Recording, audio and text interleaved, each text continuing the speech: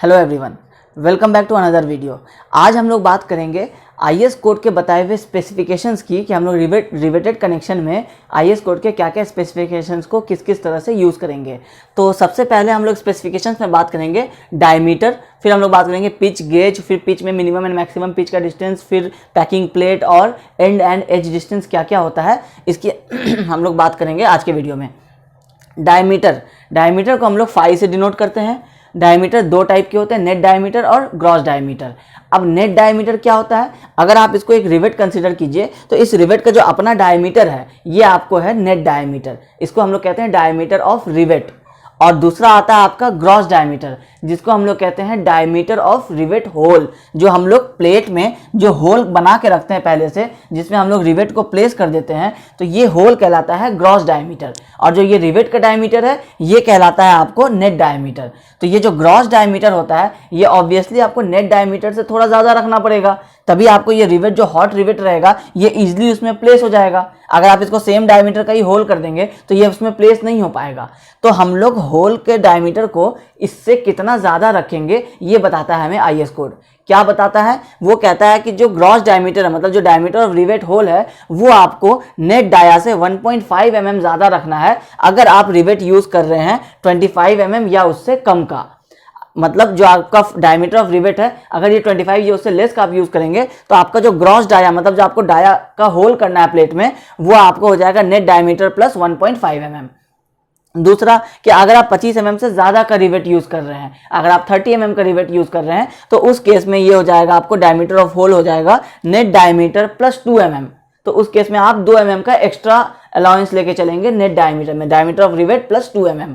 तो ये हो जाएगा आपको ग्रॉस डाया 25 mm से लेस के लिए नेट डाया प्लस 1.5 mm और 25 mm से मोर के लिए नेट डायमीटर प्लस 2 mm। ठीक है, तो ये हो गया डायमीटर का स्पेसिफिकेशंस। इसके बाद हम लोग बात करेंगे पिच के स्पेसिफिकेशंस। पिच क्या होता है, जो आप ये प्लेट में जो आप ये डिस्टेंस देख रहे हैं, आपका ये टोटल 6 नंबर ऑफ रिवेट्स इसमें यूज हो रहा है। इसमें क्या हो रहा है कि आपका फोर्स ये P इस तरफ लग रहा है, दोनों तरफ ये टेंशन फोर्स लग रहा है। तो जो फोर्स के पैरेलल में जो दो रिवेट्स के बीच का जो डिस्टेंस होता है ये कहलाता है आपको पिच। पिच को हम लोग S से डिनोट करते हैं, पिच का सिंबल S होता है। तो ये है आपका दो रिवेट के बीच में जो डिस्टेंस होगा आपको फोर्स के पैरेलल, इसको हम लोग कहते हैं रो ऑफ रिवेट्स के अलोंग। मतलब ये जो दो रिवेट्स हैं, ये जो फोर्स के पैरेलल वाला जो ये डिस्टेंस है ये रो कहलाता है। ये एक रो है, ये दूसरा रो है और ये तीसरा रो है। 3 रो में आप रिवेट्स प्रोवाइड कर रहे हैं और ये आपका एक चेन लाइन है, मतलब एक रिवेट लाइन है और ये दूसरा रिवेट लाइन है। अगर रिवेट लाइन की बात करेंगे तो ये रिवेट लाइन है, अगर रो की बात करेंगे तो ये रिवेट रो है। तो इस रॉ के परपेंडिकुलर पैरेलल जो डिस्टेंस होता है वो आपको पिच डिस्टेंस होता है। फिर जब हम अगर इसी डिस्टेंस को अगर हम वर्टिकली बात करें तो ये कहलाता है गेज डिस्टेंस। इसका डेफिनेशन पढ़ेंगे, distance between the two consecutive rivets measured along the width of the member. ये आपका विड्थ ऑफ द मेंबर है बी, इसके अलोंग जब आप मेजर करेंगे तो वो गेज कहलाएगा। तो पिच और गेज ये दोनों एक ही चीज होता है, बस पिच आपको फोर्स के पैरेलल का डिस्टेंस होता है, गेज आपको पिच के परपेंडिकुलर फोर्स के परपेंडिकुलर का डिस्टेंस होता है। स्पेसिफिकेशंस जो है वो दोनों के लिए सेम ही आएंगे। जो मिनिमम और मैक्सिमम पिच का जो वैल्यू हम लोग पढ़ेंगे अभी, वो आपको दोनों पिच और गेज पे ही लागू होता है। तो pitch is parallel to the force, gauge is perpendicular to the force. ये आपको समझ में आ गया होगा। इसके बाद अब जब पिच को हम लोग बात कर रहे हैं तो और गेज की बात कर रहे हैं, तो इसका मिनिमम और मैक्सिमम एक वैल्यू होता है जो आईएस कोड हमें देता है कि हम लोग मिनिमम दो रिवेट्स के बीच का डिस्टेंस कितना रखेंगे और मैक्सिमम कितना रखेंगे। क्यों रखेंगे, दो कंडीशन है। पहला, जो आपको ईज ऑफ प्लेसमेंट, जो आप रिवेट्स प्लेस करेंगे तो वो बहुत ज़्यादा अगर क्लोज हो जाएगा तो प्लेस करना डिफिकल्ट हो जाएगा। और दूसरा है कि जो आपका टेंशन फोर्स लग रहा है वो आपको इस रिवेट को सडन फेलियर करने में एक रोल आ सकता है उसका। तो उसको हम लोग अवॉइड करने के लिए मिनिमम और मैक्सिमम, अगर ये दोनों चीजें, अगर मैक्सिमम भी बहुत ज्यादा डिस्टेंस हो जाएगा तो भी वो फेल हो सकता है, अगर वो बहुत कम हो जाएगा तो भी वो फेल हो सकता है। तो इसको अवॉइड करने के लिए ये minimum pitch and maximum pitch का कंडीशंस दिया गया है।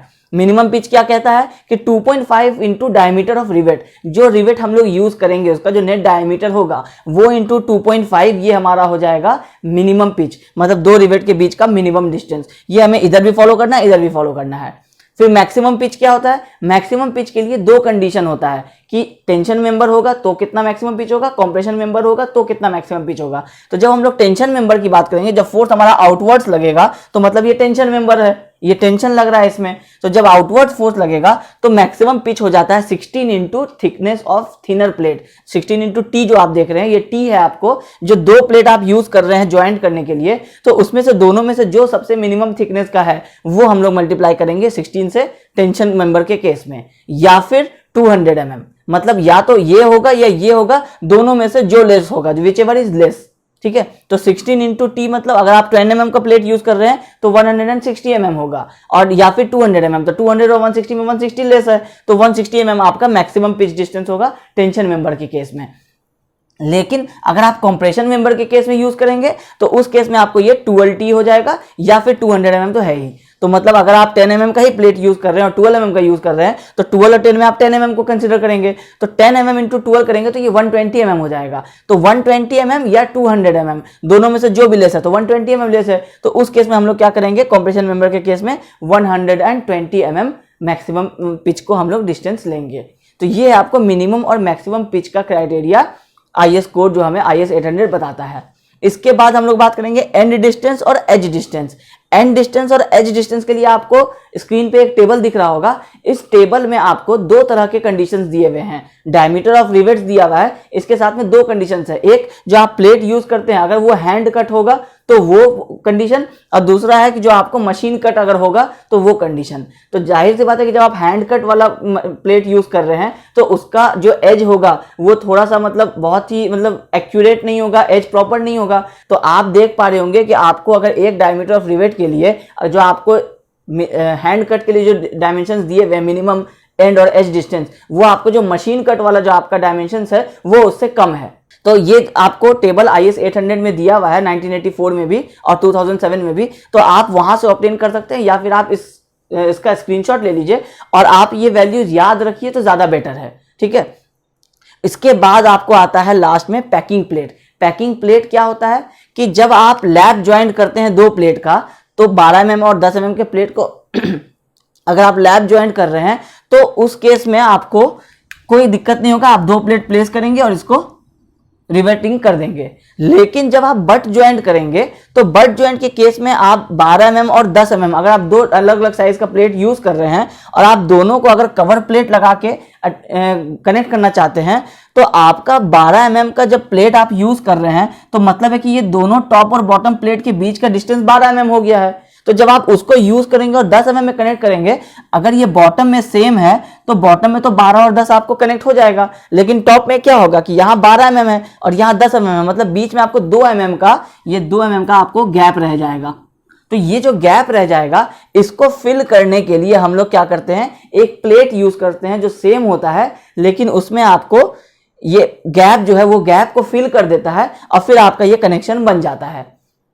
अगर हम जब हम लोग इसको यूज कर रहे हैं, रेड वाला जो आप देख रहे हैं ये आपका पैकिंग प्लेट है, तो जब आप इस पैकिंग प्लेट को यूज कीजिएगा तो आपका इसके स्ट्रेंथ में कोई चेंज नहीं होगा। मतलब ये 12 mm का प्लेट है, ये 10 mm का प्लेट है, ये तो ये 10 mm का प्लेट 10 mm के तरह ही कंसीडर होगा डिजाइन में। ये 2 mm का प्लेट आपको कोई उसमें स्ट्रेंथ में फायदा नहीं देगा। लेकिन क्या होगा कि आपका जो वो गैप रह जाता है जिसकी वजह से आपका रिवेट लूज हो जाता है पैकिंग, उसको वो पैक करने के काम आ गया। तो काम आ गया तो आपका जो ये रिवेटेड कनेक्शन है ये टाइट हो गया, ये कनेक्शन बिल्कुल स्ट्रांग हो गया। तो ये पैकिंग प्लेट का काम ही है पैकिंग करना, जो गैप रह जाता है उस गैप को फिल करना, इसलिए इसका नाम है पैकिंग प्लेट। इसका कोई स्ट्रेंथ में इंपॉर्टेंस नहीं होता है जब आप कनेक्शन में इस प्लेट को यूज करते हैं तो।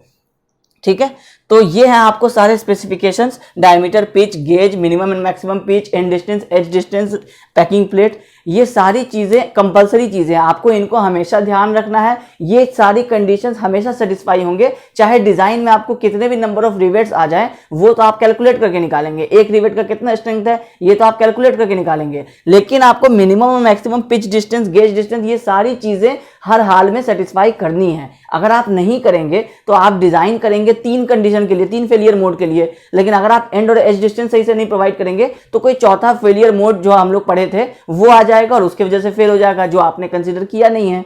तो इसलिए आपको ये सारे जो कंडीशंस है एंड और एज डिस्टेंस, पिच और गेज के, ये सारे हर हाल में सेटिस्फाई करने हैं। इसके बाद हम लोग कैलकुलेट करेंगे कि हमारा कितना नंबर ऑफ रिवेट्स यूज हो सकता है, और अगर हम रिवेट्स जैसे 6 नंबर ऑफ यूज कर रहे हैं तो एक रिवेट का डायमीटर क्या होगा, ये सारी चीजें हम लोग अब आगे पढ़ेंगे। ठीक है, अब हम लोग बात करेंगे strength of A riveted joint, मतलब जो हम लोग रिवेटेड जॉइंट, रिवेटेड कनेक्शन जिसका हम लोग डिज़ाइन करेंगे उसका हम लोग जानेंगे अब फॉर्मूलेस के बारे में, कि हम लोग जो स्ट्रेंथ किस तरह से कैलकुलेट करेंगे उस हिसाब से हम लोग जानेंगे कि टोटल फोर्स जो है वो हम लोग कितने रिवेट्स में कैलकुलेट, मतलब वो हो पाएगा, बैलेंस हो पाएगा। तो अब सबसे पहले जो आपको याद होगा कि कितने टाइप्स ऑफ फेलियर मोड्स थे, 6 टाइप्स ऑफ फेलियर मोड्स थे, जिसमें से आपको बताया गया था कि जो 3 टाइप्स ऑफ फेलियर मोड है वो आपको एंड डिस्टेंस, एज डिस्टेंस, इनके प्रॉपर प्लेसमेंट से ही ऑटो करेक्ट हो जाता है। जो आपको रह जाता है 3 टाइप का फेलियर मोड वो है आपको शेयर, बियरिंग और आपको टेंशन। तो सबसे पहला हम लोग बात करेंगे शेयर के बारे में, कि जब हमारा शेयर फोर्स लग रहा होगा तो हमारा स्ट्रेंथ ऑफ रिवेट क्या होगा, उसको हम लोग किस तरह से कैलकुलेट करेंगे। तो अगर हम एक सिंगल रिवेट की बात करें कि अगर हम एक रिवेट का अगर हमें स्ट्रेंथ कैलकुलेट करना होगा तो वो होगा हमारा cross sectional area of rivet multiplied by जो हमारा परमिसिबल शियर स्ट्रेस था। परमिसिबल शियर स्ट्रेस क्या था, जो आपको एक टेबल वापस इमेज में दिख रहा होगा, ये इमेज हम लोग पिछले 1-2 क्लास पहले बात कर चुके थे कि हमारा शेयरिंग, बियरिंग एंड टेंशन में हमारा क्या परमिसिबल स्ट्रेस वैल्यू होगा। तो उसमें से जो हमारा या तो हमारा पावर ड्रिवन रिवेट होगा या फिर हमारा फील्ड पे ड्रिवन होगा, शॉप रिवेट होगा, उस कंडीशन के हिसाब से जो भी हमारा परमिसिबल वैल्यू हम टेबल से ऑब्टेन करेंगे वो ही है ये आपको परमिसिबल शियर स्ट्रेस। शियर को हमेशा हम लोग टाउ से डिनोट करते हैं, चाहे आप स्टील स्ट्रक्चर पढ़ रहे हो या आप आरसीसी स्ट्रक्चर पढ़ेंगे, शेयर हमेशा आपको टाउ से ही डिनोट होता है। तो टाउ वीएफ होगा हमारा परमिसिबल शेयर स्ट्रेस जब हम शेयरिंग के कंडीशन को लेंगे। उसके बाद होगा हमारा जो क्रॉस सेक्शनल एरिया है वो है हमारा रिवेट का, क्योंकि रिवेट का कुछ डायमीटर है, मतलब वो सर्कुलर है, तो इसलिए हम लोग उसका एरिया लेंगे π/4 इंटू डी स्क्वायर। अब ये डी क्या होगा, ये डी होगा आपको gross diameter of rivet in mm। Net diameter नहीं लेंगे हम लोग लेंगे diameter of hole, gross diameter.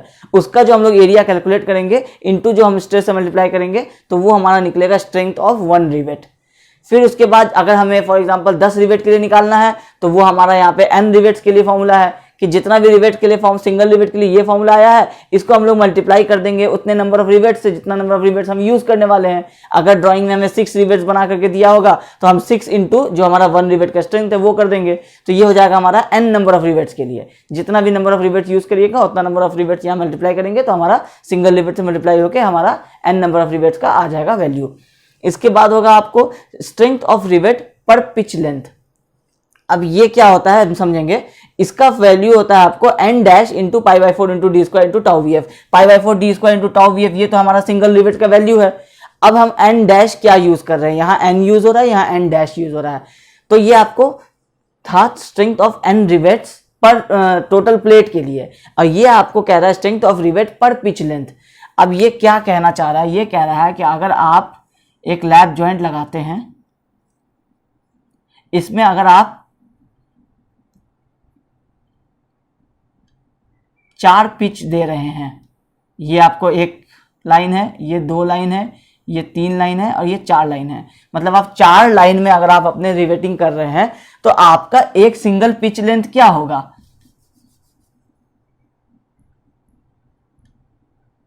Pitch length क्या होता है। अगर हमारा ये फोर्स लग रहा है तो ये वाला जो डिस्टेंस होगा हमारा दो रिवेट्स के बीच का, ये हमारा होगा पिच लेंथ। अब ये कह रहा है पर पिच लेंथ, तो ये वाला हमारा एक और पिच होगा, ये भी एस होगा तो ये भी एस होगा। तो पर पिच लेंथ का मतलब होता है कि अगर ये हमारा प्लेट है तो अगर हम इस रिवेट के इधर हाफ और इधर हाफ कर लें टोटल पिच को तो ये हमारा एक पिच लेंथ मिल जाएगा। उसके बाद अगर हम लोग जो हमारा सेकेंड पिच, मान लीजिए ये हमारा पिच आ रहा है 200 mm और ये भी, तो सारा पिच हमारा 200 ही होगा, तो ये जो हमारा सेंटर यहाँ पे आ रहा था होल, उसके हमने 100 उधर ले लिया, 100 उधर ले लिया, तो ये हमारा एक पिच लेंथ आ गया। अब सेम इस वाले डायमीटर ऑफ होल के लिए भी, इसमें भी अगर हम इस तरह से शेड कर दें, सेंटर में हमारा होगा रिवेट और उसके 100 mm इधर, 100 mm इधर, तो ये हमारा हो जाएगा दूसरा पिच लेंथ। फिर ये हमारा हो जाएगा तीसरा पिच लेंथ। तो ये तीनों पिच लेंथ को अगर हम जोड़ देंगे तो हमारा एक टोटल कनेक्शन बन जाएगा। अगर ये टोटल कनेक्शन हमारा 300 mm का था, अब बीच में 600 का था और ईच पिच लेंथ अगर 200 mm का था, तो तीनों को अगर हम जोड़ देंगे तो हमारा 600 हो जाएगा। तो ये इसका मतलब हुआ क्वेश्चन के कहने का कि ये जो है स्ट्रेंथ ऑफ रिवेट पर पिच लेंथ, मतलब है कि ये जो आपका एक पिच लेंथ है ये पूरा, इसमें आपके जितने रिवेट्स हैं उसका स्ट्रेंथ कितना है। फिर आपको पता चल जाएगा कि आपके कितने पिच लेंथ है। इस तरह से आपके जितने भी होंगे आप उतने से मल्टीप्लाई कर देंगे, ठीक है। तो ये आपको हो जाएगा पर पिच लेंथ, मतलब आपका जितना भी कनेक्शन होगा उसमें एक सिंगल रिवेटेड लाइन में वो आपका पर पिच लेंथ हुआ, उसमें आपको जितने भी नंबर ऑफ रिवेट्स आ रहे होंगे वो हम लोग इसमें मल्टीप्लाई करेंगे। तो इससे क्या होता है कि कभी कभी आपको इस तरह से प्रोवाइडेड होता है कि आपको 10 पिच लेंथ में आपको कनेक्शन बनाना है, तो आप क्या करेंगे कि एक पिच लेंथ में जैसे आपके 4 रिवेट्स आ रहे हैं, अगर आपको 1 2 3 4, तो आप वो 4 मल्टीप्लाइड बाई ये कर देंगे तो आपको एक पिच लेंथ आ जाएगा। और जब आप उसको 10 से मल्टीप्लाई करेंगे तो टोटल रिवेट्स भी हो जाएंगे 40, और आपको पर पिच लेंथ करके आपको 10 पिच लेंथ है तो आपको 10 पिच लेंथ का इसको फिर जो टोटल वैल्यू आएगा उसको आप 10 से मल्टीप्लाई कर देंगे तो आपको टोटल कनेक्शन का बन जाएगा, ठीक है। तो इसका हम लोग न्यूमेरिकल करेंगे तो आपको उस समय भी समझ में आ जाएगा। अभी थोड़ा सा लैक ऑफ स्पेस भी है इसलिए, और अभी आपको इनिशियली आप सिर्फ अभी पहली बार पढ़ रहे हैं इसलिए आपको समझ में हो सकता है नहीं भी आए। जब हम इसको न्यूमेरिकल करेंगे तो फिर आपको पर पिच लेंथ वाले न्यूमेरिकल में आपको समझ में आ जाएगा डायग्राम के साथ कि हम आपको क्या बताना चाह रहे हैं, ठीक है। तो ये सारे जो तीनों फॉर्मूले थे आपको, ये था तो एक बेसिक फॉर्मूला ही कि cross sectional area into shear stress permissible. अब इसी में आपको अगर नंबर ऑफ रिवेट चेंज हो गए तो आप एन लगा देंगे, अगर आपको पिच लेंथ के हिसाब से निकालना तो एन डैश लगा देंगे, लेकिन रहेगा फॉर्मूले का कॉन्सेप्ट वही, ठीक है। इसमें आपको एन डैश देखिए number of rivets in one pitch length, जो हम लोग एक पिच लेंथ की बात कर रहे हैं उसमें अगर हम लोग 3 रिवेट्स दे रहे हैं तो ये हो जाएगा आपको एन डैश, वो वाला वैल्यू हो जाएगा। एन हो जाएगा आपको number of rivets on each side of joint. ये चीज ध्यान रखना है कि जब आप स्ट्रेंथ ऑफ एन रिवेट्स निकाल रहे हैं, मतलब अगर आप 10 रिवेट्स का स्ट्रेंथ निकाल रहे हैं तो ये 10 रिवेट का जो स्ट्रेंथ होगा ये आपको कनेक्शन के एक तरफ की बात हो रही है, ये आपको पूरे कनेक्शन की बात नहीं हो रही है कि अगर आपको ये आपका पूरा कनेक्शन है या इससे अच्छा अगर हम लोग बट ज्वाइंट की बात करें तो ये आपका एक प्लेट है और ये आपका एक प्लेट है। अब आप दोनों को एक ऊपर से प्लेट लगा करके कनेक्ट कर देते हैं, तो इसमें आपको अगर 6 रिवेट्स इस तरफ आ रहे हैं और 6 रिवेट्स अगर इस तरफ आ रहे हैं तो ये जो आप total strength of N rivets निकालते हैं ये आपका सिंगल साइड के लिए निकलता है, क्योंकि आपको इधर भी जो फोर्स लगेगा अगर आपको P तो यही फोर्स इधर भी लग रहा होगा P, तो इस P के लिए आपको एक ही ये डिजाइन जो होगा ये डिजाइन होगा। अगर आप इसको दोनों P को जोड़ेंगे तो आपको दोनों को डिजाइन होगा, तो बात तो वही पड़ेगा। आपका अगर 100 का फोर्स लग रहा है तो आप 100 के लिए ये वाले कनेक्शन को डिजाइन कर लीजिए, वो अगर पास हो जा रहा है तो ये वाला फोर्स भी 100 लगेगा, तो इसमें भी जो आएगा वो यही वाला वैल्यू ही प्रोवाइड होगा, मतलब जो यहाँ डिजाइन होगा वही यहाँ भी प्रोवाइड करेंगे। ऐसा तो होगा नहीं कि 100 और 200 का फोर्स लगेगा, क्योंकि वैसा होगा तो वो 200 वाले फोर्स की तरफ ही चला जाएगा, तो वो फेल होगा ही नहीं उस केस में। तो ये फेल तभी होगा जब दोनों तरफ से बराबर लोड लगेंगे, बराबर लोड लगेंगे तो उसमें टेंशन आएगा, टेंशन आएगा तो ये कनेक्शन फेल होगा। तो अगर 100 का लोड लग रहा है तो ये वाला कनेक्शन इसको डिजाइन करेंगे, यही वाला सेम वैल्यू हम इस तरफ भी पुट कर देंगे, वो कनेक्शन अपने आप सेफ हो जाएगा, क्योंकि यहाँ भी आपको 100 ही लग रहा है तो यहाँ भी वही नंबर ऑफ रिवेट्स लगेगा जो आप यहाँ 100 के लिए कैलकुलेट करके निकाले थे। तो इसलिए आपको जो यहाँ पे एन है ये है आपको number of rivets on each side of joint, ठीक है। लैप केस, जब हम लैप ज्वाइंट लगाएंगे तो उस केस में ये वैलिड नहीं होता है, क्योंकि ये आपका एक प्लेट है, ये नीचे से आपका दूसरा प्लेट जा रहा था, इसमें आपने 9 रिवेट्स लगा दिए, तो यहाँ पे आपको कोई दोनों साइड का कोई ज्वाइंट है नहीं, ये तो सिर्फ लैप करके बनाया गया है, तो जो रिवेट्स है बस यही रिवेट्स है, ये टोटल 9 आपको उस केस में मल्टीप्लाई हो जाएंगे। लेकिन जब आप बट ज्वाइंट लगाएंगे तो बट ज्वाइंट में आपको 2 अलग अलग प्लेट्स में रिवेट्स लगे हुए होते हैं, तो हम लोग एक साइड के रिवेट्स की उस समय फिर बात करेंगे, ठीक है। अब ये जो तीनों फॉर्मूला था आपको, ये आपको था सिंगल शेयर के लिए। अब सिंगल शेयर और ये जो फिर से तीनों फॉर्मूला आप देख रहे होंगे ये आपको डबल शेयर के लिए। अब ये सिंगल शेयर और डबल शेयर क्या होता है, अब आप यहाँ डायग्राम देख करके समझिए कि ये आपको एक लैप जॉइंट है, इस लैप जॉइंट में आपको ऊपर वाला प्लेट P फोर्स से जा रहा है और नीचे वाले प्लेट में भी P फोर्स लग रहा है, ये आपको टेंशन फोर्स लग रहा है इसमें। तो आप जब आप शेयरिंग फेलियर की बात करेंगे तो शेयरिंग फेलियर आपको बताया था लास्ट क्लास में कि क्या होता है, जब दो तरफ से प्लेट में फोर्स लग रहा हो तो जो उसमें दोनों प्लेट जो मूव करेंगे तो उसमें जो रिवेट्स में जो शेयर आएगा वो शेयर फेलियर आपको होगा रिवेट्स में। उसके बाद अब जब आप इस प्लेट को P फोर्स से खींचेंगे और इस प्लेट को P फोर्स से खींचेंगे, अगर आपका ये फेल होगा तो क्या होगा कि यहां से ये जो आपका ज्वाइंट है ये आपका कट हो जाएगा, इसमें शेयरिंग फोर्स आएगा, तो शेयरिंग फोर्स आएगा मतलब कि हाफ ये इधर आ जाएगा, हाफ ये उधर चला जाएगा। तो इसमें आपको क्या हो रहा है कि ये सिर्फ एक सिंगल जगह पे आपको शेयर फोर्स लग रहा है, क्योंकि आप दो प्लेट को ज्वाइन कर रहे हैं, दोनों प्लेट के बीच में एक ही जंक्शन बन रहा है, तो जब आप उसको फोर्स लगा रहे हैं तो ये इस जंक्शन से फेल हो जा रहा है। तो मतलब है कि आपको ये टोटल रिवेट कितने जगह से फेल हुआ, सिर्फ एक जगह से। तो एक जगह से फेल होने का मतलब क्या हुआ, सिंगल शेयर, ठीक है। अब ये जो टोटल फोर्स इसमें P लग रहा था, इसमें P लग रहा था, तो इसका मतलब है कि जो इस वाले की अगर हम बात करेंगे पहले वाले की, तो इसमें इस वाले रिवेट पे एक फोर्स P इस डायरेक्शन में लग रहा था, तो रिएक्शन भी ये P फोर्स का देगा। और जो नीचे वाला हमारा रिवेट था उसमें इस डायरेक्शन में P लग रहा था, तो ये आपको दिखाया गया इस डायरेक्शन में P, और इसका रिएक्शन इस डायरेक्शन में वापस आएगा शेयर का P। तो ये वैल्यू सिर्फ आपको जानने के लिए है कि इस रिवेट में कितना फोर्स किस तरह से लग रहा है, लेकिन समझाने का पर्पस ये है कि यहाँ पे आपको कनेक्शन एक सिंगल लाइन में कनेक्शन है, तो इस केस में आपको जो शेयर फोर्स लग रहा है ये रिवेट आपको सिर्फ एक जॉइंट से टूट रहा है, तो ये आपको कहलाएगा सिंगल शेयर। तो इस तरह का जब न्यूमेरिकल आप करेंगे जहां पे आपको एक सिर्फ सिंगल कनेक्शन होगा तो आप यूज करेंगे ये वाले फॉर्मूला।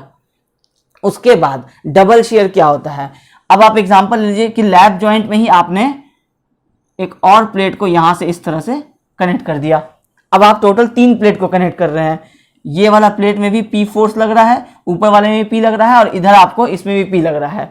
अब आप जो इसमें रिवेटिंग करेंगे तो ये आपको 3 प्लेट को कनेक्ट करेगा, तो जब आप सारे फोर्स इसमें लगाएंगे और सब एक दूसरे को पुल करेंगे तो ये वाला जो रिवेट है आपका,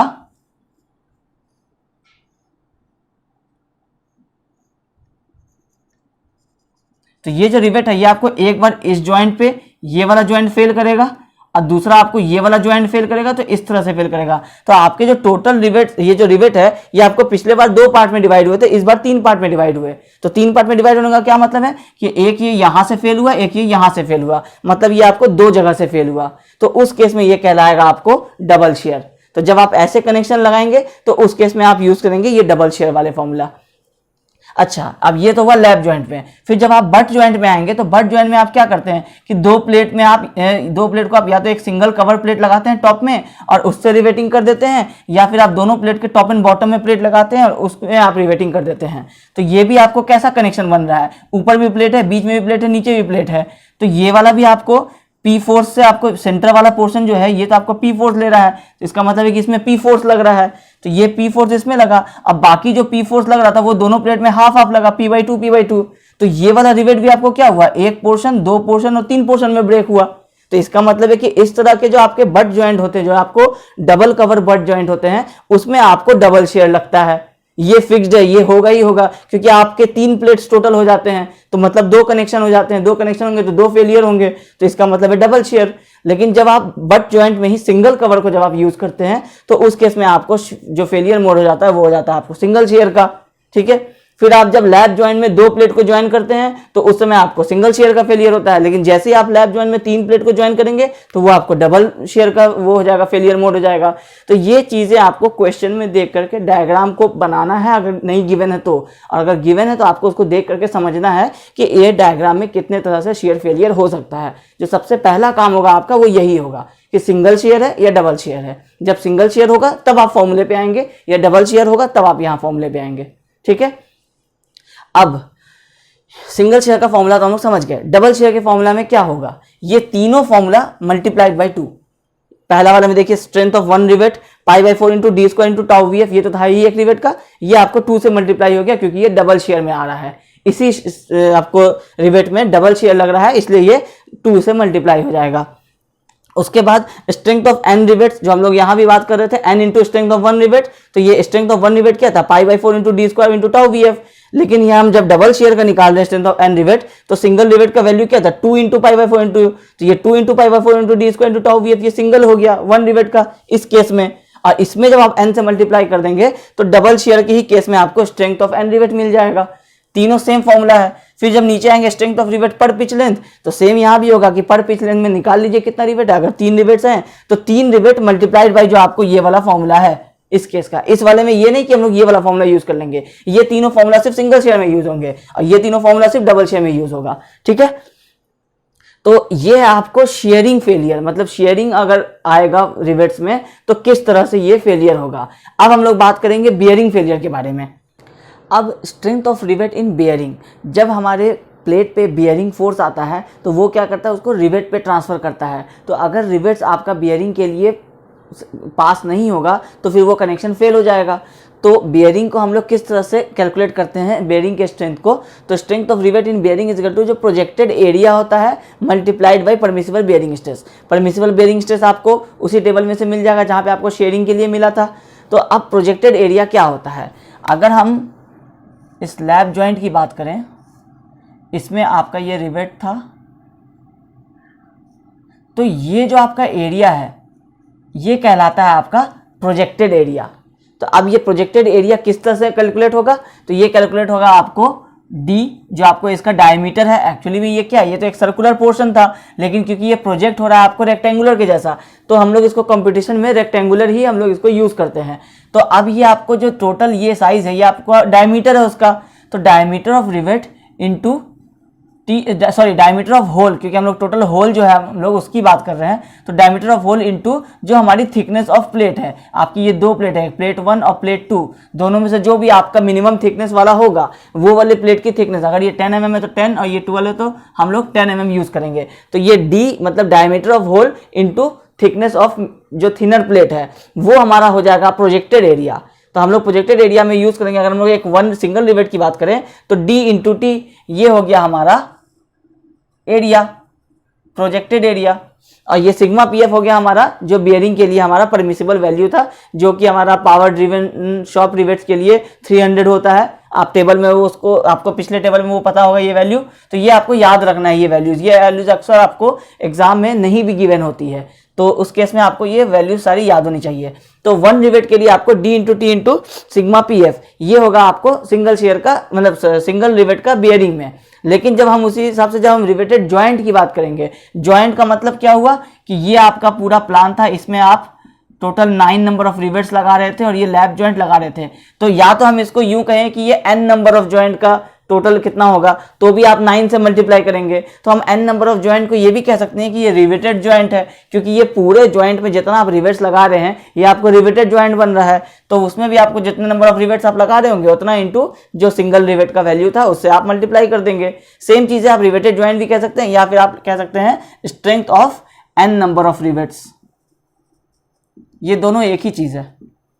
ठीक है, इसके बाद आता है स्ट्रेंथ ऑफ रिवेटेड जॉइंट पर पिच लेंथ। सेम वही चीज़ है, पर पिच लेंथ के लिए आपको एक पिच लेंथ में जितने आपको ये आ रहे हैं रिवेट्स आ रहे हैं उतना into D into T into sigma P F, ये हम लोग कर देंगे।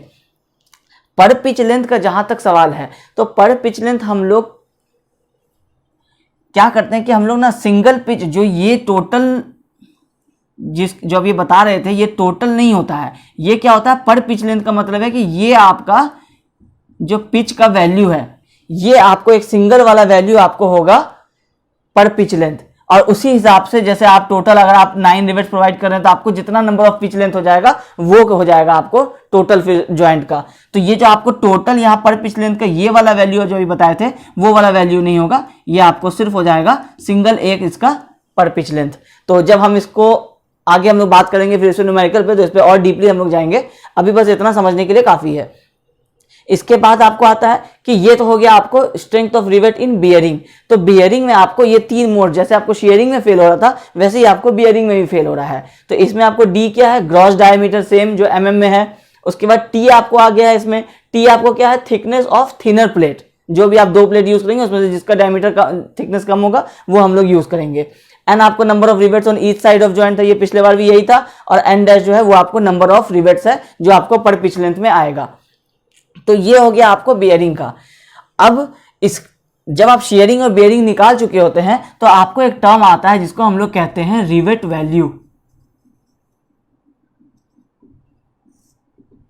रिवेट वैल्यू क्या होता है, जो आपका शेयरिंग और बियरिंग फेलियर है। आपको याद होगा कि जब फेलियर मोड हम लोग पढ़ रहे थे तो रिवेट्स का ये आपका फेलियर मोड है, शेयरिंग एंड बियरिंग। रिवेट सिर्फ 2 तरह से ही फेल होता है, बाकी सारे जो फेलियर मोड थे वो प्लेट के फेलियर मोड थे।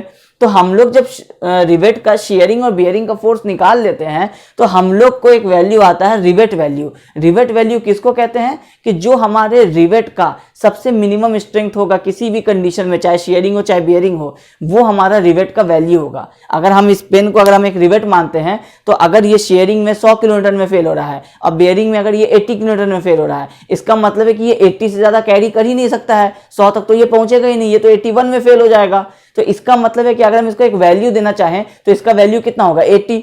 क्यों? क्योंकि वो बियरिंग में फेल हो रहा था। तो रिवेट वैल्यू को हम लोग इस तरह से डिफाइन करते हैं कि जो शेयरिंग और बियरिंग दोनों में जो मिनिमम वैल्यू आता है वो आपको रिवेट वैल्यू कहलाता है। आप एक रिवेट का वैल्यू कैलकुलेट करेंगे स्ट्रेंथ बेयरिंग में, सिंगल रिवेट का भी आप कैलकुलेट करेंगे शेयरिंग में, तो वो दोनों में से जो मिनिमम होगा वो आपको कहला जाएगा रिवेट वैल्यू। तो कई बार आपको एग्जाम में शॉर्ट क्वेश्चन में इस तरह से पूछ सकता है कि रिवेट वैल्यू कैलकुलेट कीजिए। तो रिवेट वैल्यू के लिए पहले आपको शेयरिंग फोर्स में सिंगल रिवेट का कैलकुलेट करना पड़ेगा, फिर आपको बेयरिंग फोर्स में सिंगल रिवेट का कैलकुलेट करना पड़ेगा, और फिर दोनों को कैलकुलेट करके जो दोनों का मिनिमम वैल्यू होगा वो आपका एक सिंगल रिवेट का वैल्यू होगा। इसको कहते हैं रिवेट वैल्यू, ठीक है। फिर आपको जो थर्ड वाला फेलियर मोड आता है वो आपको प्लेट के लिए है, क्योंकि रिवेट के लिए 2 ही था, बाकी चारों प्लेट के लिए थे, जिसमें से 3 आपको मैनेज हो गया था जब आप एंड डिस्टेंस एज डिस्टेंस ठीक रखे थे। तो जो आपका रह गया था वो था आपका टीयरिंग फेलियर, जिसको टेंशन फेलियर भी कहते हैं। तो ये वाला स्ट्रेंथ ऑफ प्लेट हम लोग किस तरह से कैलकुलेट करते हैं, तो ये पहले होता क्या है strength of plate in tearing. Tearing का मतलब क्या है कि प्लेट आपका कुछ लोड लगने पे, जब आपका इधर भी पी फोर्स इधर भी पी फोर्स लग रहा है, तो ये वाला जो प्लेट जब इस तरह से खींच रहा है तो ये आपको इस जॉइंट से, जॉइंट नंबर 1 आप देख रहे हैं सेक्शन 1, यहां से आपको फेल कर जाता है। ये आपको 1 का प्लेट का व्यू है। जो आपका ये लेफ्ट हैंड साइड वाला प्लेट है, ये आपको इसमें यहाँ पे 2 रिवेट्स इस तरह से नजर आएंगे, और जो दूसरा वाला जो आपका साइड है ये आपका ये वाला प्लेट है जो इस डॉटेड लाइन के इस तरफ से जो फेल हुआ है, ये ब्लू वाला बना हुआ है। इसका मतलब है कि ये जो ब्लू वाला प्लेट है, अभी हम इसकी बात कर रहे हैं, ब्लैक वाला जो प्लेट है ये आपको इसके नीचे की तरफ है, ये आपको ब्लू वाला प्लेट है, ये आपको ब्लैक वाला प्लेट है। अब हम लोग का जब फोर्स लगा तो फॉर एग्जाम्पल अगर हम लोग का ब्लू वाला फेल कर गया, तो ब्लू वाला किस तरह से फेल किया कि ये जो टोटल ब्लू प्लेट है ये 2 हिस्से में डिवाइड हो गया। तो ये जो इनका ज्वाइंट है, ज्वाइंट नंबर 1, इस ज्वाइंट नंबर 1 से क्या हो गया, ये टीयर हो गया। तो टीयर हो गया तो किस तरह से हुआ कि ये जो आपका होल था वो आधा होल इसमें रह गया इस वाले प्लेट में, और आधा होल इस वाले प्लेट में रह गया। तो ये पूरा इस ज्वाइंट से फेल होता है। तो जब हम लोग स्ट्रेंथ ऑफ प्लेट निकालेंगे टीयरिंग में, तो उस समय हम लोग क्या निकालेंगे कि ये टोटल जो प्लेट का विड्थ है ये मल्टीप्लाइड बाई जो इसका थिकनेस है, तो वो इसका एरिया हो जाएगा, क्रॉस सेक्शनल एरिया। जो अगर हम रेक्टेंगुलर प्लेट यूज कर रहे हैं तो ये इसका कुछ विड्थ होगा बी, फॉर एग्जांपल ये 300 mm विड्थ का होगा, और इसकी थिकनेस भी होगी एक प्लेट की 10 mm 12 mm। तो वो जो हमारा कैलकुलेशन होगा वो होगा हमारा एरिया का कैलकुलेशन इस केस में, और उसमें हम लोग मल्टीप्लाई करेंगे जो हमारा प्लेट का जो स्ट्रेंथ होता है, जो हमारा टीयरिंग के लिए टेंशन के लिए जो हमारा स्ट्रेंथ होता है ये कहलाता है सिग्मा 80। ये होता है 0.6 इंटू FY जो ग्रेड ऑफ स्टील हम लोग यूज कर रहे होंगे। जनरली हम लोग क्या करते हैं कि जो कनेक्शंस बनाते हैं इसके लिए हम लोग जो प्लेट यूज करते हैं वो 250 न्यूटन पर mm² का यूज करते हैं, मतलब माइल्ड स्टील। माइल्ड स्टील का जो स्ट्रेंथ होता है ये आपको जो यील्ड स्ट्रेंथ होता है वो होता है आपको 250 न्यूटन पर mm²। तो हम लोग क्या करते हैं कि जब हम लोग टीयरिंग के केस में लेते हैं तो उसमें हम लोग क्या करते हैं, जो स्ट्रेस की परमिसिबल वैल्यू है वो 0.6 इंटू FY लेते हैं। तो जब हम 250 का यूज करते हैं तो हमारा ये 0.6 इंटू FY होकर के ये वैल्यू आता है आपको 150 न्यूटन पर mm²। तो अगर आप चाहें तो डायरेक्टली 150 भी याद रख सकते हैं, वरना आप 0.6 FY भी याद रखिए। अगर आपको इनकेस FY कहीं 250 नहीं यूज करके 415 यूज कर लिया तो आपको ये फॉर्मूला याद रहेगा, तो आप 0.6 से उसको मल्टीप्लाई करके वहां पे आप सिग्मा 80 का वैल्यू वो यूज कर सकते हैं। लेकिन अगर नहीं गिवन है इस तरह से तो आप माइल्ड स्टील को ही एज्यूम करेंगे कि 250 न्यूटन पर mm² यूज हो रहा है, और उसका 0.6 मल्टीप्लाई करके आपको सिग्मा 80 जो है ये 150 निकलेगा, ठीक है। अब ये फॉर्मूले में आप देखिए कि strength of joint eight critical section. Critical section क्या है कि जब भी आप एक कनेक्शन बनाते हैं तो जो सबसे पहला वाला लाइन होता है ये लाइन आपको सबसे ज्यादा क्रिटिकल होता है, यहाँ पे सबसे मैक्सिमम फोर्स आता है। अलग बात है कि हम लोग इसको एज्यूम करते हैं कि ये अगर हम 9 रिवेट्स प्रोवाइड कर रहे हैं तो सब में इक्वल फोर्स आ रहा है, लेकिन एक्चुअल कंडीशन में हम लोग जान रहे हैं कि ये जो पहला वाला लाइन है इसमें सबसे ज्यादा फोर्स लगेगा। अगर हम इसको सेव कर सकते हैं तो बाकी सारे सेव हो जाएंगे। अब ये क्या होगा कि जब हम इस वाले सेक्शन की बात कर रहे हैं तो ये तो टीयर होने वाला है, तो टीयर होने वाला है तो इसका मतलब है कि ये हम यहाँ की एरिया की बात कर रहे हैं। तो अगर हम इसकी बात करें तो क्रॉस सेक्शनल एरिया कितना निकला था, B इंटू जो इसका थिकनेस होगा। लेकिन अगर हम इस वाले एरिया की बात करें तो इसमें क्या हो रहा है कि जो हमारा ये टोटल प्लेट है ये B, ये आपको इस एक डायमीटर ऑफ होल, ये दूसरे डायमीटर ऑफ होल और ये 3 डायमीटर ऑफ होल, ये 3 उसमें होल किए गए हैं प्लेट में। तो प्लेट में होल किए गए, इसका मतलब है कि अगर ये वाला जो लेंथ है ये अगर 300 था और ये वाला डायमीटर अगर 21.5 और 21.5 का था, तो इसका मतलब है कि 300 में से हम ये 3 डायमीटर ऑफ होल माइनस कर देंगे तो अब हमारे पास एक्चुअल प्लेट का विड्थ तो वो बचा। ये बोर्ड है हमारा, अगर ये हमारा 300 mm का है और इसमें अगर हम 3 होल कर देंगे और वहीं पर से हम इसका टोटल लेंथ जानना चाहेंगे तो हमें तो वो 3 होल का जो डायमीटर है वो तो माइनस करना पड़ेगा ना, तभी तो हमारा वो टोटल वहां पे इफेक्टिव जो हमारा बचेगा लेंथ, तो वो कहलाता है आपको नेट एरिया। जो आप ये डायमीटर माइनस करेंगे, जैसे यहां देखिए ये आपका टोटल विथ है बी, माइनस आपने क्या किया n इंटू डी, मतलब d हो गया डायमीटर ऑफ होल, n हो गया कि जितने भी होल्स हैं, इस केस में 3 होल्स था तो यहां पे हो जाता 3 इंटू डी। ठीक है, तो ये जो हम किए तो ये क्या निकला मेरा, ये into thickness b minus N D एक ब्रैकेट में है इंटू टी, ये जो हुआ ये हमारा टोटल निकला एरिया। एरिया क्या निकला, प्लेट का एरिया निकला। कहां पे से निकला, जिस सेक्शन पे से ये फेल हो सकता है। तो उस केस में हम लोग क्या किए, b माइनस जितना सा डायमीटर ऑफ होल किए थे उतना माइनस कर दिए इंटू टी कर दिए, तो ये आ गया हमारा एरिया। और इसमें हम लोग मल्टीप्लाई कर दिए सिग्मा 80, तो जब सिग्मा 80 मल्टीप्लाई कर देंगे तो ये हमारा इस नेट जहां से ये टीयर होने वाला है ये वाले सेक्शन 1 से, तो वहां पे हमारा ये होल हटाने के बाद ये जो हमारा शेडेड पोर्शन रह जा रहा है ये हमारा प्लेट है।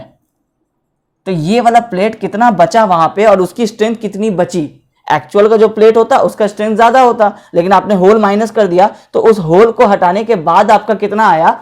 अगर हम एक्चुअल प्लेट की बात करते हैं यहां पे, तो ये क्या है, ये बी है टोटल और इसकी थिकनेस टी है, तो इसका जो अगर हम टोटल इस प्लेट की स्ट्रेंथ की बात करें तो ये हो जाता B into T into sigma 80।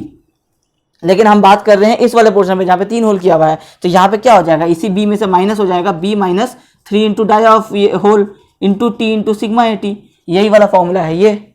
ठीक है, तो ये 3 तरह के फेलियर है, शेयरिंग, बेयरिंग एंड टेयरिंग। हम लोग शेयरिंग बेयरिंग को कैलकुलेट करेंगे तो उसमें से जो मिनिमम आएगा वो रिवेट वैल्यू आएगा। लेकिन अगर हम बात करेंगे कि जॉइंट की, कि जो हमारा 2 प्लेट का जॉइंट है ये फेल होने वाला है, इसमें जॉइंट का फेलियर का मिनिमम लोड बताएं कि ये कितने लोड से फेल हो सकता है, तो हम लोग उस केस में तीनों कैलकुलेट करेंगे और तीनों में से जो हमारा मिनिमम वैल्यू होगा वही हमारा फेलियर मोड होगा।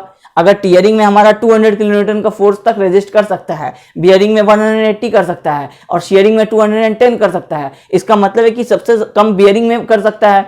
जब बियरिंग में फेल हो ही जाएगा तो बाकी दोनों की तो बात ही नहीं होगी। तो इसका मतलब है कि जो हमारा 180 है वो हमारे इस ज्वाइंट का टोटल स्ट्रेंथ है, मतलब ये ज्वाइंट हमारा ये जो पी है ये 180 किलो न्यूटन के लोड तक को रेजिस्ट कर सकता है ये ज्वाइंट। यही चीज हम लोगों को निकालना है कि हम लोग एक तो कितने नंबर ऑफ रिवेट्स यूज करेंगे। अगर हम लोग एज्यूम कर ले रहे हैं कि नंबर ऑफ रिवेट्स कितने होंगे, तो फिर हम लोगों को निकालना होगा कि उतने नंबर ऑफ रिवेट्स मिल करके कितना स्ट्रेंथ को कैरी कर सकेंगे। तो वो हमारा तीनों में से जो मिनिमम होगा वो हमारा वो वैल्यू होगा। लेकिन अगर बात होगी कि एक सिंगल रिवेट का मिनिमम स्ट्रेंथ बताइए, तो फिर आपको सिर्फ ये 2 निकालना, शेयरिंग और बेयरिंग, और उसका जो मिनिमम वैल्यू होगा वो आपको बता देना है। ठीक है, तो आज की क्लास में सिर्फ इतना। अच्छा, एक चीज और, स्ट्रेंथ ऑफ जॉइंट पर पिच लेंथ। सेम इस केस में भी अगर हम एक इस वाले पिच की बात करें तो एक पिच में आपका कितना स्ट्रेंथ हो जाएगा। तो अब ये जो पिच है एस, तो गेज भी क्या होता है, ये भी एक तरह से पिच ही होता है। तो अगर हम इसको जी नहीं लिख करके एस लिख दें, वैल्यूज के हिसाब से, गेज होता है परपेंडिकुलर डायरेक्शन में है लेकिन उसकी वैल्यू पिच के जितनी ही होती है, सारा कैलकुलेशन उसका पिच के जैसा ही होता है। तो इसका मतलब है कि ये टोटल अगर ये एस है, अगर ये 100 है, तो इसका मतलब है ये एस भी 100 होगा। तो अगर हम एक टोटल प्लेट की बात कर रहे थे तो बी की बात कर रहे थे, अगर हम एक पिच की बात करेंगे तो एस की बात करेंगे, तो वो एस का कितना लेंथ होगा, जो हमारा पिच लेंथ होगा। तो हम लोग उस केस में फॉर्मूला क्या बन जाएगा, बी के बदले ये बन जाएगा एस माइनस डी, जो ये फॉर्मूला आपको लिखा हुआ है S minus D into T into sigma 80। ये आपका टोटल एस है, माइनस आप कर देंगे ये मीटर, ये वाला डायमीटर ऑफ होल। तो आपको इस पूरे पिच लेंथ में होल हटाने के बाद जो प्लेट रह गया उसका आपको लेंथ मिल जाएगा, उसको आप टी से मल्टीप्लाई कर देंगे इंटू सिग्मा 80 कर देंगे। तो ये आपको फुल प्लेट के लिए था माइनस होल, ये आपको फुल पिच के लिए है माइनस डायमीटर ऑफ होल। ठीक है, तो ये हो जाएगा आपको पर पिच लेंथ के लिए और ये हो जाएगा आपको क्रिटिकल सेक्शन पे टोटल के लिए। तो इस तरह से हमारा तीनों का जो बेसिक कॉन्सेप्ट है वो सेम है कि क्रॉस सेक्शनल एरिया इनटू हमारा परमिसिबल स्ट्रेस, चाहे वो बियरिंग स्ट्रेस हो, शेयरिंग स्ट्रेस हो या फिर हमारा एक्सियल टेंशन टियरिंग में हो। ठीक है, तो ये तीनों हैं हमारे बेसिक फॉर्मूले जो हम रिवेटेड कनेक्शन में यूज करेंगे। इन्हीं को यूज करते हुए हम लोग सारे न्यूमेरिकल्स करेंगे कि किस तरह से हम लोग 2 मेंबर्स को कनेक्ट करते हैं, लैप जॉइंट से करेंगे या बट जॉइंट से करेंगे। लैप से करेंगे तो किस तरह से न्यूमेरिकल सॉल्व होगा, कितने नंबर ऑफ रिवेट्स लगेंगे, एक रिवेट का स्ट्रेंथ कितना होगा, अगर हम टोटल 10 नंबर ऑफ रिवेट्स दे रहे हैं तो वो कितना स्ट्रेंथ कैरी कर सकता है। ये सारी चीजें हम लोग कैलकुलेट करेंगे रिवेटेड कनेक्शन के न्यूमेरिकल्स में। तो आज के क्लास के लिए इतना ही रहने देते हैं। नेक्स्ट क्लास में हम लोग पहले स्टार्टिंग में पैटर्न्स के बारे में बात करेंगे कि कनेक्शंस में जो रिवेट्स लगाए जाते हैं वो कितने तरीके से लगाए जाते हैं। तो एक चेन रिवेटिंग होता है, एक डायमंड रिवेटिंग होता है। तो ये दोनों चीज़ें क्या होती हैं ये जल्दी से डिस्कस करके उसके बाद हम लोग उसमें न्यूमेरिकल सॉल्व करेंगे रिवेटेड कनेक्शन के। तो आई होप आपको ये वीडियो पसंद आया होगा। अगर ये वीडियो पसंद आया है तो इसको लाइक कीजिए और मेरे चैनल को सब्सक्राइब कीजिए। Thank you.